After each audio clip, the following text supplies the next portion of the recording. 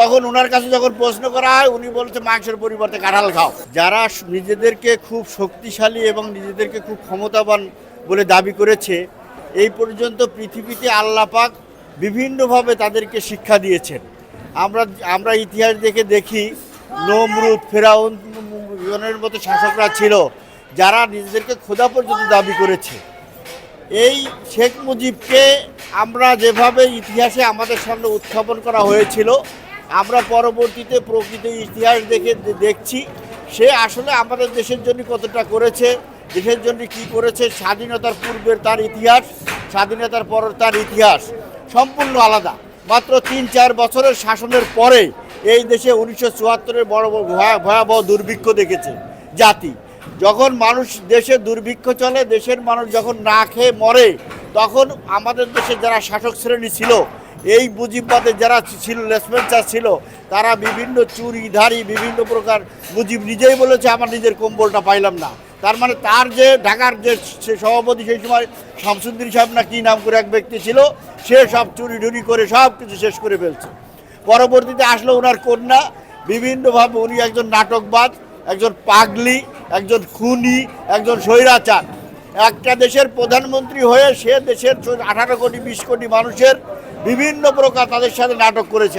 আমরা জানি উনি আমাদের দেশের মানুষ যখন বাজার করে খেতে পারে না, 1 কেজি মাংস কিনে খাইতে পারে না গ্রামের অনেক দরিদ্র মানুষরা, তখন ওনার কাছে যখন প্রশ্ন করা হয় উনি বলছে মাংসের পরিবর্তে কাঁঠাল খাও। যে ব্যক্তি বলতে পারে মাংসের পরিবর্তে কাঁঠাল খাও, এই ব্যক্তিকে স্বাভাবিকভাবে, যদি এটা স্বাভাবিকভাবে আমার মতো লোকও যদি বলে মাংসের পরিবর্তে কাঁঠাল খাও, তাহলে আপনারা কেউ আমাকে স্বাভাবিক সেন্সের কোনো মানুষ মনে করবেন না।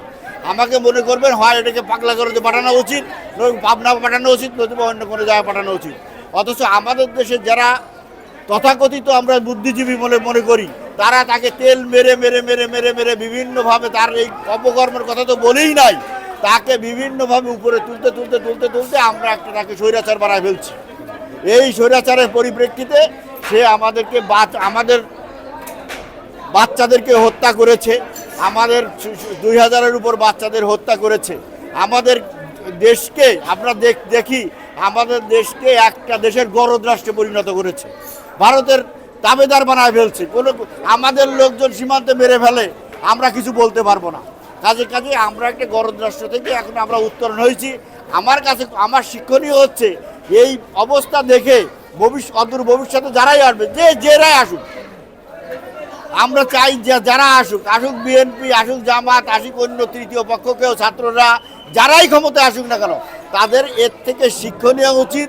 তারা যেন এই জনগণের টাকা নিয়ে ভোগ বিলাসে মত্ত না হয়, জনগণের টাকা নিয়ে হাইরেজ বিল্ডিং না করে, জনগণের টাকা নিয়ে আনন্দ ফুর্তি না করে, জনগণের টাকা নিয়ে আয়নাঘর তৈরি না করে, জনগণের টাকা নিয়ে লুটে পুটে না খায়, জনগণের কাছে যেন জবাবদিহি থাকে। একটাই দাবি, জনগণের যেন জবাবদিহি থাকে। মানুষের কত সম্পদের দরকার ভাই? একটা মানুষের তো এত সম্পদের দরকার নাই। একটা মানুষের বেঁচে থাকার জন্য একটা থাকার জায়গা আর তার 3 বেলা খাবার হলে তো যথেষ্ট।